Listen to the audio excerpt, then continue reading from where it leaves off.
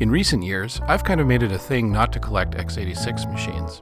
Not that I don't want any, or that I don't have any. I have a whole bunch.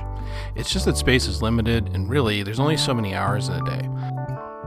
But I do make exceptions for unique or interesting x86 machines, like the PC Junior, the Tandy 1000s, and so on. And then there's this. At first blush, it looks just like your average, everyday, ordinary, generic beige box, right? But hold on, not so fast. This one's slightly different. The first thing I noticed was the design. My eye was attracted by the simplicity of it, the squareness, the grille. Even the 5¼ floppy blends in almost seamlessly. The only other PC-type computer with a design this clean is the Mindset, but that's a whole other animal. But the second thing, and the thing that really got me interested, was this nameplate. If you were a computer-loving kid in the early 80s, you knew that name. Visiting a Computerland store back in the day was like getting a visitor's pass to heaven. I never knew Computerland had a house-branded computer, so I put in a bid. And while I was waiting for the eBay timer to tick down, I did some research, and it turns out this machine and the company that offered it are both just a little different.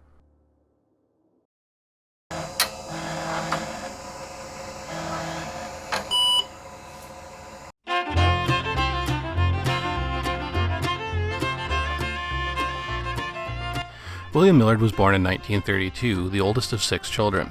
Millard's father was a Southern Pacific Railway clerk. Bill was the opposite of his risk-averse father. Where his father's experiences and hard times had taught him to value an unexciting but stable union job with the railway, Millard was ambitious to the nth degree and dreamed of starting his own company.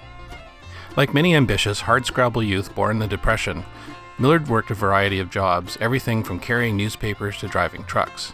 But it was his job at a finance company that exposed him in the late 50s to computing technology, which earned him employment with local governments as computerization took hold. He even had a brief run as a salesperson for IBM. His first company, Systems Dynamics, sold custom IBM software for businesses. That business went bankrupt, but Millard hung on and with some reorganization opened up IMS Associates. At the time, computerization was beginning to happen at a more and more rapid pace, and Millard decided IMS would get in on the ground floor, first offering kits in magazines like Popular Electronics.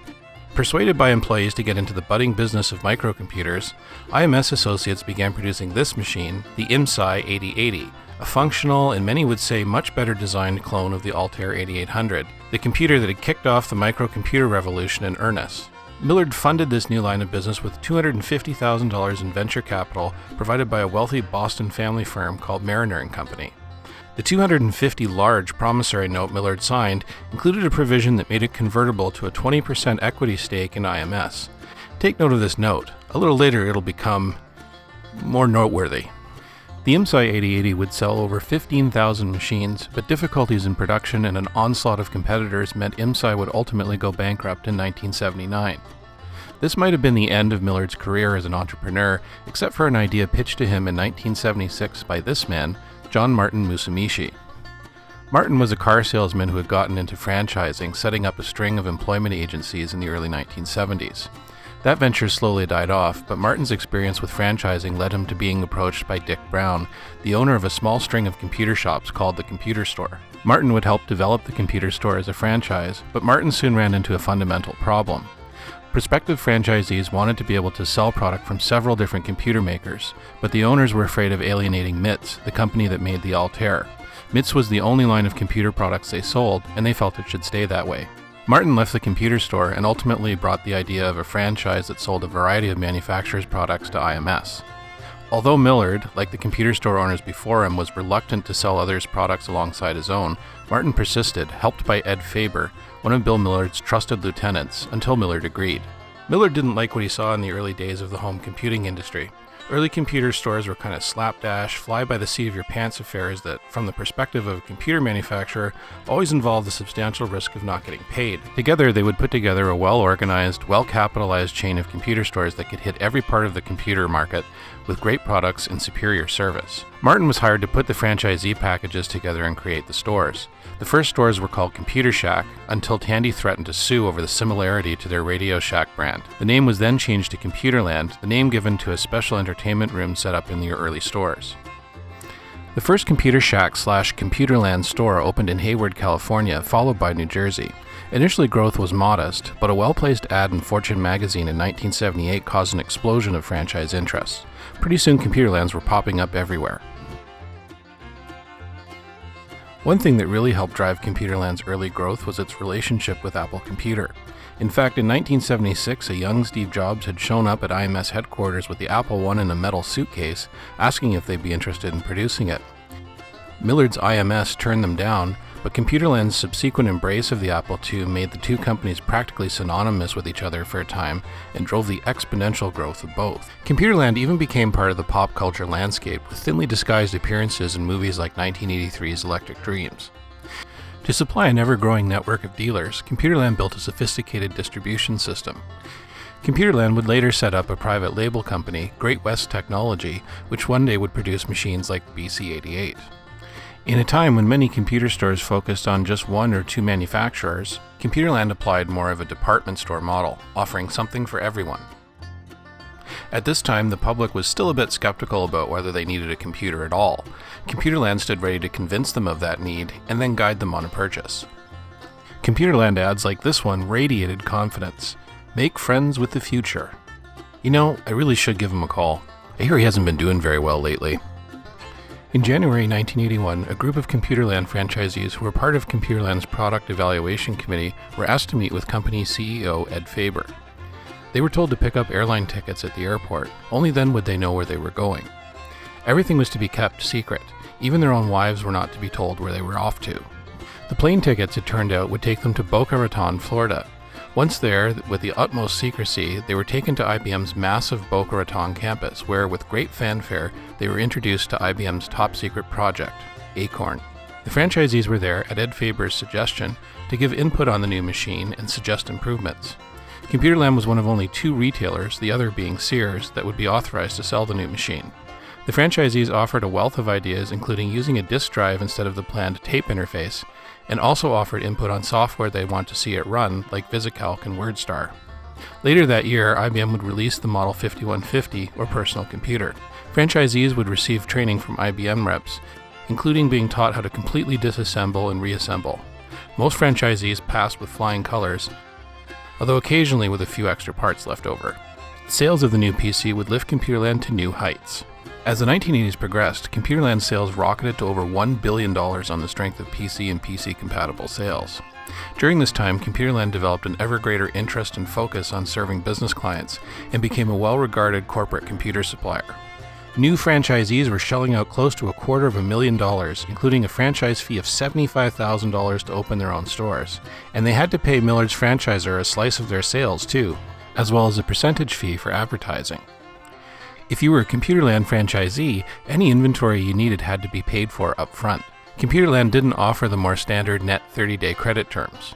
Not a problem though, plenty of people wanted to open a Computerland. For some investors, owning a Computerland franchise at that time was practically a license to print money, thanks to Computerland's centrally negotiated arrangements with manufacturers and the purchasing power of some 800 stores. By 1985, Computerland was the biggest computer retailer around, with close to 1,000 stores in over 30 countries. The year before, Bill Millard made the Forbes list of the richest Americans, with a net worth of nearly $500 million. And Bill Millard lived a pretty lavish lifestyle. He had corporate jets, a vineyard, and a ranch in Oregon. Not bad at all for a guy who came from very modest means. Things were going awesome in Computerland, but sometimes when things are going awesome, that's when they like to go bad. 1985 started out with promise, but would soon turn into an annus horribilis for computer retailers, and in particular for Computerland. After a robust 1984 Christmas retail season, sales of personal computers abruptly dropped off. Industry insiders began warning of a recession of sorts in the computer market. What was going on? As the PC became the de facto standard, and as the personal computer industry as a whole matured, more and more clone manufacturers jumped into the PC market. The tsunami of PCs depressed prices. This led to many manufacturers and retailers desperately cutting prices further to try and retain business. 1985 was also the year that the Japanese invasion into electronics was happening in earnest. Many Japanese competitors had explicit mandates to undercut their rivals, whatever the cost, leading to charges of dumping by industry and Congress. All of this was bad news for any retailer, but it was particularly acute for Computerland franchisees, who had more overhead to worry about than many other stores.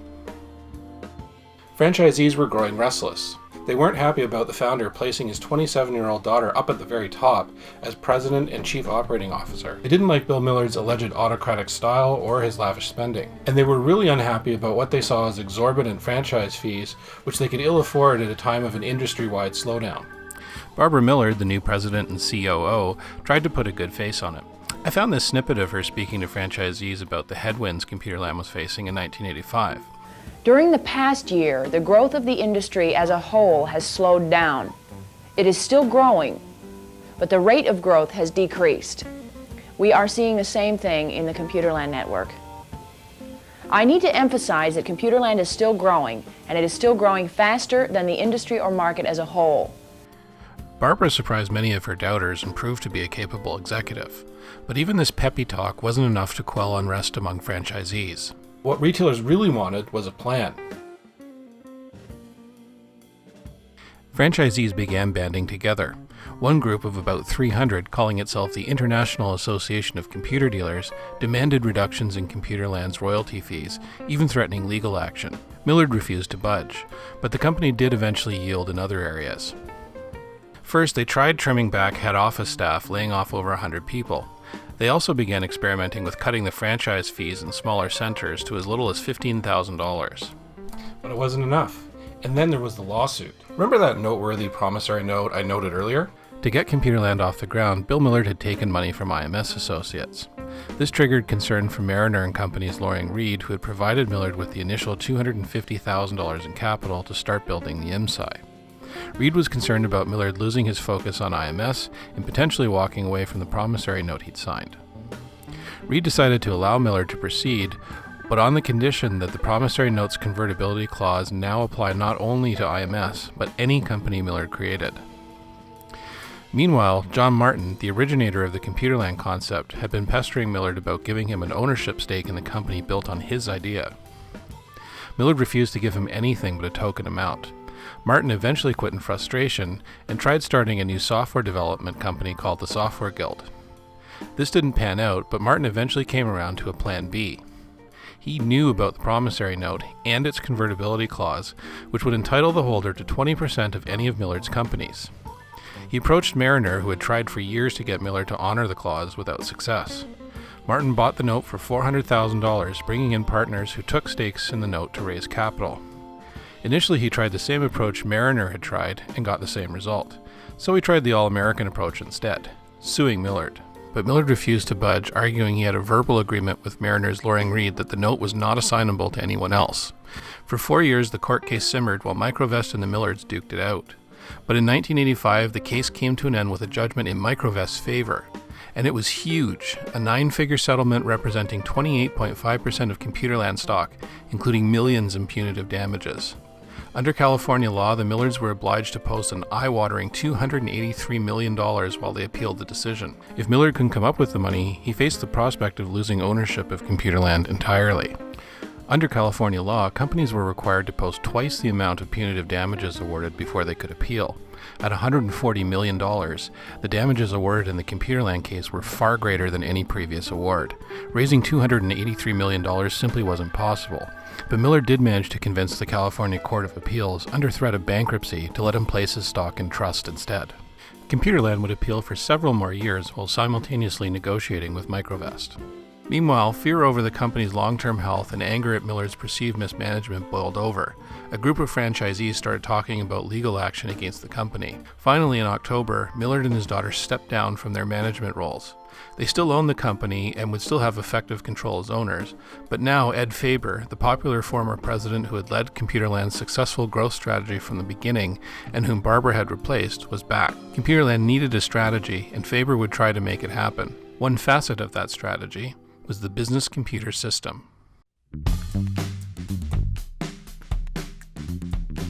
Computerland hoped that the business computer would allow their franchisees to differentiate themselves a little bit in a crowded PC market with a well-thought-out, well-engineered machine that was easily upgradable and backed by Computerland's reputation for great service. And here it is, the business computer, or BC-88.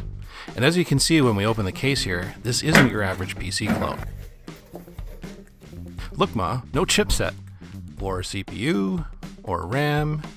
What the heck? Where is everything? This isn't the usual setup you're used to seeing in a PC.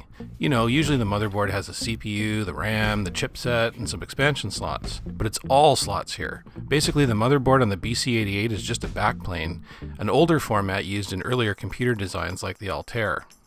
Computerland's pitch was easy upgradability. Rather than offering a bog-standard PC clone, Computerland offered a machine that allowed you to just change out the CPU card and keep the rest. If your CPU was getting too slow, all you needed to do was get another card, plug it in, and away you went.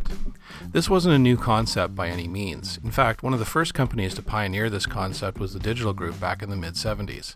I did a video on one of their products, the Z80 Basic Box. The quality is terrible, but if you're curious, I invite you to check it out.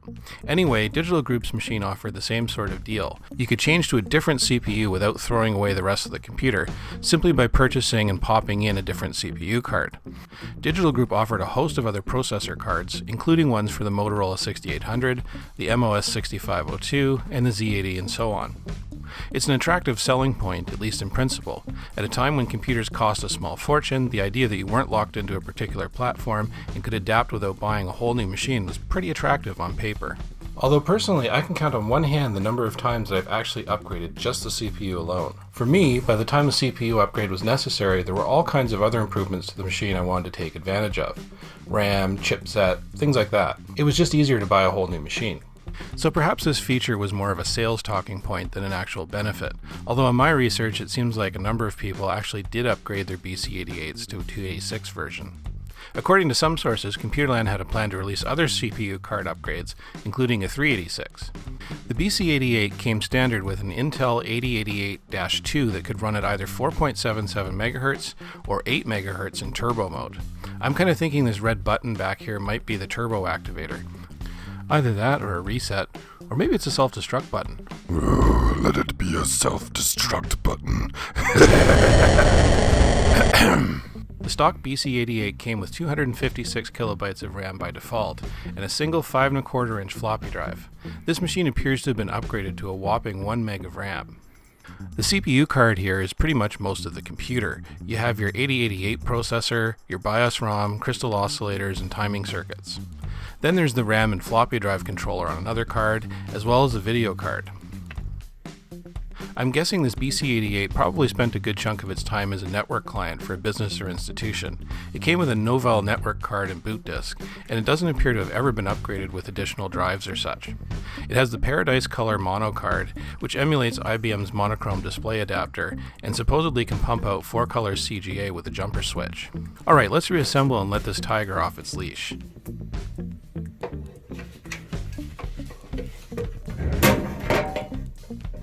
Unfortunately, the machine didn't come with its Computerland branded keyboard, so I'll have to use my IBM Model F. Looks nice, eh? Period reviews of this wonder machine, however, were mixed. Infoworld noted the novelty of the machine's modular design. They also noted the BC-88's perfect compatibility with IBM PC software, even exceeding the compatibility of other clones. The BC-88 was offered sort of a la carte. Basically, you bought the chassis with the backplane and power supply, and then you mixed and matched the components to your liking. Computerland stores priced in the labor to do upgrades as part of the part cost. Infoworld noted the machine wasn't for bargain hunters and was being pitched more at corporate clients who valued easy configurability. By this time, Computerland was really aiming for the all-important corporate market, which makes the shortcomings of this machine all the more perplexing. Not the machine itself, which Infoworld said was solid, but rather surprisingly the Computerland organization. Reviewers found a huge disparity in pricing from one store to the next, anywhere from $1,500 to $4,000 depending on the configuration. Then there was the almost complete lack of knowledge retailers had about the product. Infoworld phoned a bunch of different stores and got some less than helpful responses. Now I've got you, Bradage. What? Info who? Hello? BC-88? Never heard of it. No. Corporate just like to drop these things on our laps. It's annoying. Look, I just bought this franchise to be a front for my... I can't tell you how something runs if I haven't seen it, lady. I'm being rude. You know what? Why don't you make like Atari and do the math? Whatever. No! I'll get you next time, Bradage. Next time! And then there was the warranty. 90 days. 1 year was the standard even back then. A 3-month warranty for a machine costing the equivalent of $4,000 to $8,000 today? It's kind of bizarre given Computerland's huge market penetration that things weren't better coordinated. After all, you could buy a PC clone from almost anywhere in 1986. Computerland's supposed advantage was its name and reputation. As for operation, the BC-8 is pretty much like any other PC clone. Supposedly, the Paradise card in this machine can do 4-color CGA graphics by changing a jumper. However, I wasn't able to get that working with my IBM monitor. You can see something flash briefly on screen, but that's about it. This is the boot disk the machine came with. It's a standard Novell boot disk.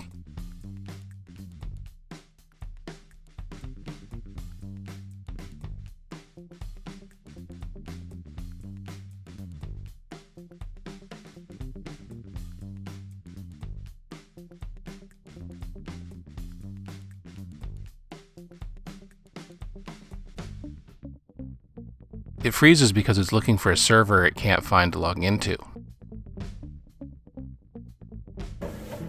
I did a quick benchmark with landmark speed tests.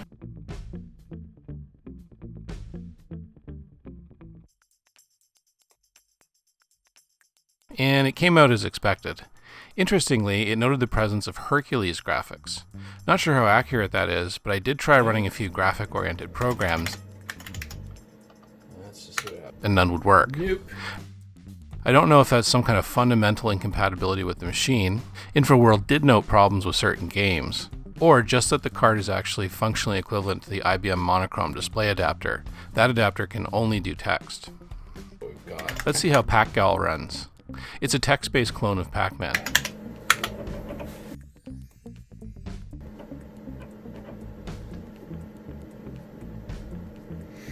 How fast? 0 to 30,000. I'm gonna guess the higher that number is, the faster it is. So, I don't know. I'm gonna dial it in at like 5 here and just see what we get. Whoa. Yeah, the refresh on this monitor is something else. Yeah, this is really pretty fast. Yep. Oh. See, I can't even tell that I've picked up a power pellet. Oh God, this is... No. Oh, no, that's okay. I got them. And they got me. And I died again. Let's see if we can... I mean, it's not bad for a text-based version of Pac-Man.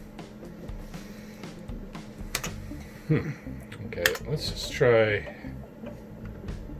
Let's see what happens. I'm just curious to see what happens if you bring the speed up. Or you increase that number they had at the beginning there. Let's go with 30,000. Yeah, that looks pretty fast.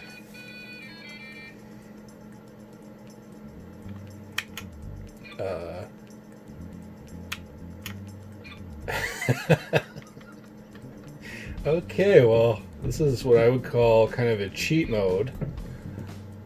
Wow. That is the slowest Pac-Man I've ever seen. Although it's not testing the refresh on the monitor too badly, so that's nice. Yeah, you definitely have time to plot your moves on this one. Wow. Okay, well, we're just not going to keep playing that because that'd just be silly. So we can do very basic games anyway. Now, if I could just figure out turbo mode. Wait a minute. Okay, so I just clued into something that I was looking back at my video footage. I noticed this right there. Ah, okay, so there's a software way to switch here. And looking into the Infoworld article now, it seems there were 2 ways to switch into the 8 MHz turbo mode. One was hardware, the other software.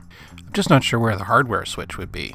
We'll just rerun the benchmark again to see if it's still in turbo mode if you do a soft reboot.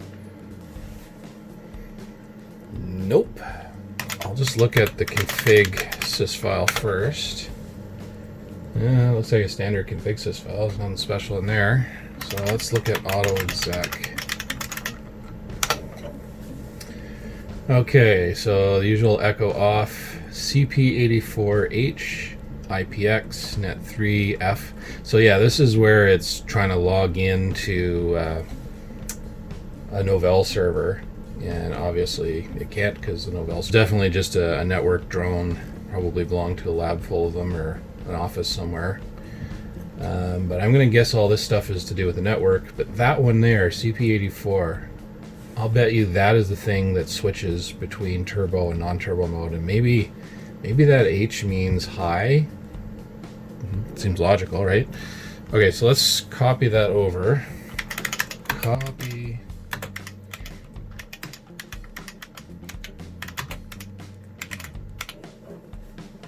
Okay. I'm gonna get it right eventually. I'm getting old. I'm forgetting stuff. This is part of the deal.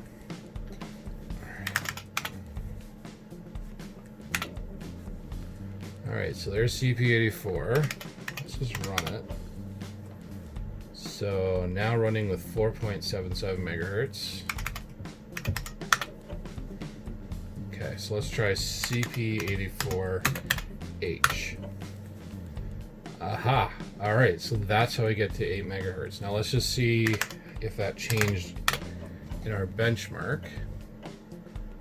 And there it is, 7.997. That is 8 megahertz.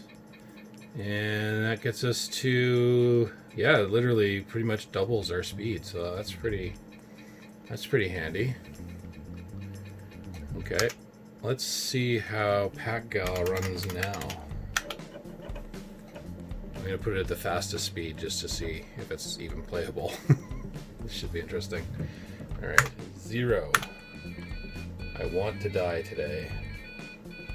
Here we go. Whoa! Whoa! I can't control this at all. Oh, that's brutal. Oh, yes! Whoa, where'd he go? Oh, he died. Okay, never mind. Wow.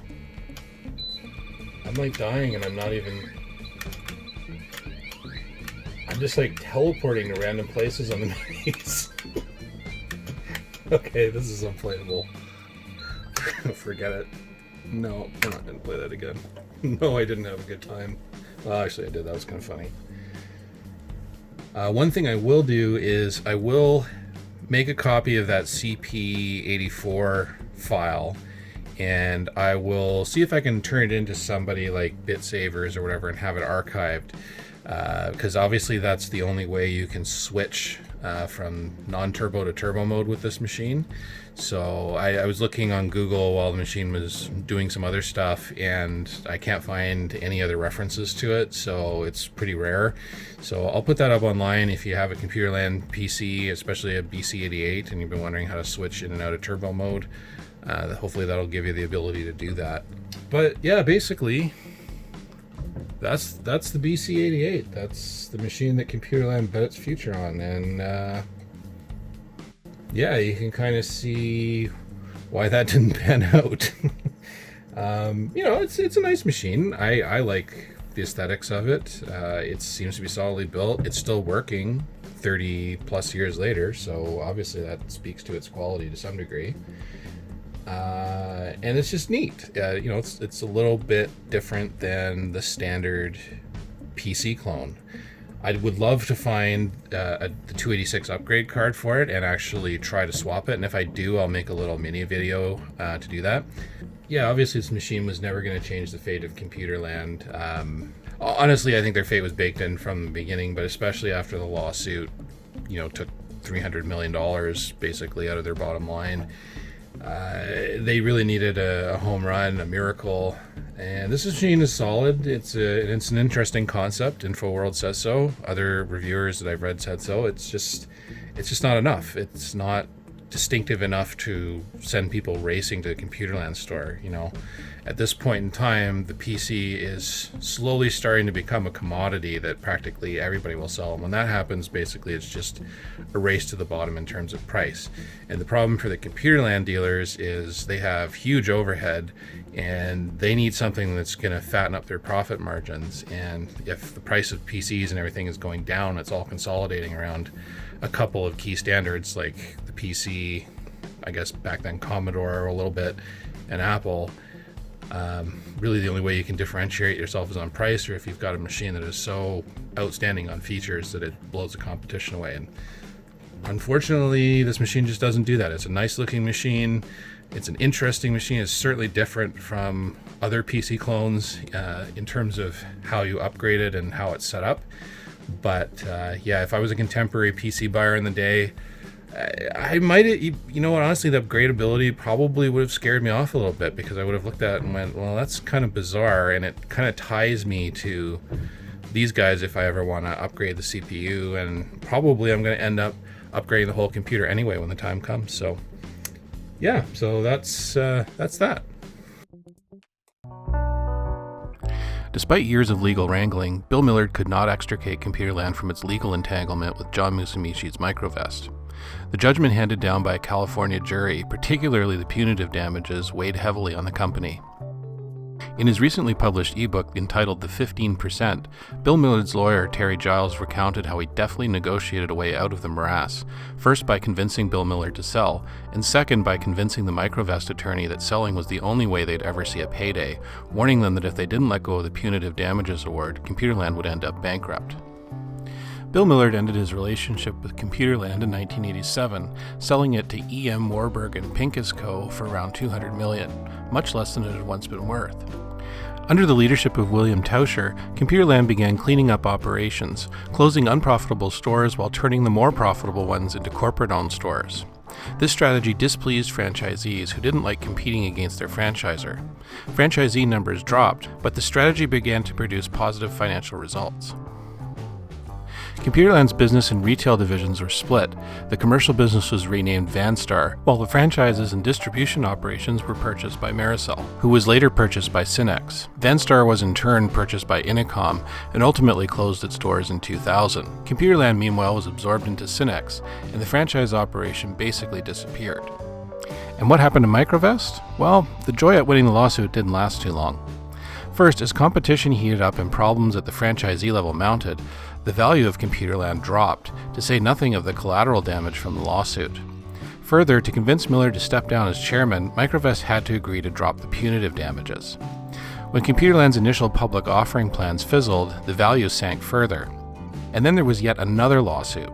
When John Martin-Musumeci had set up Microvest, he had kept the principal investors secret, fearful of what Millard might do if he found out who was behind it. It was later disclosed that one of the principal investors in Microvest was Philip Reed, an early employee and investor in Bill Millard's IMS Associates, and the son of Loring Reed. Not to mention that Phil had also founded one of Computerland's competitors, the similarly named Businessland. It was alleged that some of Marianas' directors had been bribed to ignore that Reed's own son might reap millions from the note his father's company was selling for only $400,000. Loring vehemently denied being aware that his son was involved in Microvest, and the case was eventually settled. Nonetheless, Microvest ended up with a lot less than the $400 million jackpot they thought they had won in 1985. John Martin-Musumeci, the architect of both Computerland and Microvest, found himself in serious financial trouble, unable to pay Microvest's legal bills. He was forced into bankruptcy and out of Microvest entirely. Martin would leave the computer industry and found a successful development company in Oregon. He passed away in 2012. And as for Bill Millard? Millard and his family moved to Saipan, which is the largest island in the Commonwealth of the Northern Marianas Islands. The islands were also known for a generous tax rebate that allowed residents to enjoy a reduction of up to 95% of their taxes due, a fact not lost on Millard, who had just realized millions from his Computerland sale. Anyway, the Millards got involved in various aspects of island life, including charitable work, and even starting a power generation company to improve the quality of the island's power. And it didn't take long before things started to go south. First, there was the castle he started building for his family. Officials complained the building, with its 30-foot-high perimeter wall, was totally out of character for a Micronesian island. I'm not a fan of castles either. Just too much vacuuming.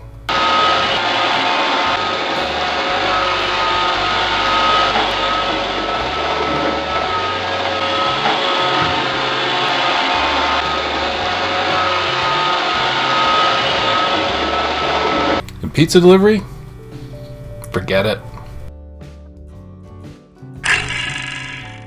Anyway, in 1988, Millard filed his taxes, which included his income from the sale of Computerland. And then what happened from there depends on who you believe. The Commonwealth government claimed Millard improperly took a deduction he wasn't entitled to, saving him millions of dollars in taxes on the Computerland sale. They demanded Millard pay up. And that's where things went, shall we say, seagull. The Commonwealth alleged Millard, upon being presented with a $30 million tax bill, ran so far away. According to them, he fled Saipan, leaving behind the unfinished castle, and disappeared. For the next 20 years, a team of lawyers and investigators hired by the Commonwealth would track Millard's movements around the globe, operating in secrecy. When they finally caught up with him at a mansion in the Cayman Islands, they claimed he owed over $100 million in taxes, penalties, and interest. Ouch. Millard offered a different take. He claimed he'd filed his taxes properly and was the victim of a vendetta by the Commonwealth to punish him for calling out corruption he'd encountered with the government in Saipan, including officials seeking bribes from him and even cooperating with the FBI in an official investigation. He claimed to have been subjected to death threats and left Saipan unaware of any balance owing.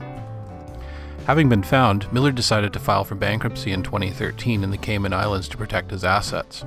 The Caymans had friendly bankruptcy laws that excluded foreign tax debts, which led to a court battle between Millard and the Commonwealth of the Northern Marianas Islands over bankruptcy jurisdiction, with Millard prevailing. Eventually, though, Millard and the Commonwealth did settle the tax debt. The amount wasn't disclosed, but the Saipan Tribune suggested it was a mere sliver of what the Commonwealth had claimed Millard owed. And that's where the Computerland / William Millard story appears to end. Always a very private man, once the court proceedings were over, Bill Millard appears to have returned to living a low-key life. So what's the lesson here? Did simple greed bring Computerland down? Personally, I think, drama notwithstanding, the odds against Computerland's survival as a bricks-and-mortar retailer were probably stacked against it. I mean, think about it. How many people today buy computers from an actual bricks-and-mortar dedicated computer store? Even if not for the computer recession of '85 and the Millards' legal troubles, the real demise of Computerland lies in how computers are sold today. These days, people are as likely to pick up a computer at a Staples or Walmart or Amazon as they are an actual computer store. Computers have lost a lot of their mystery. They're just appliances now for most people, one mostly the same as the other. Probably in the long run, Computerland was destined for obsolescence, although the drama of the mid-'80s certainly might have accelerated that. Today, all that's left of the former giant is a smattering of its former franchisees still using the name, and this BC-88. And I guess that means I can stop waiting on that 386 upgrade card.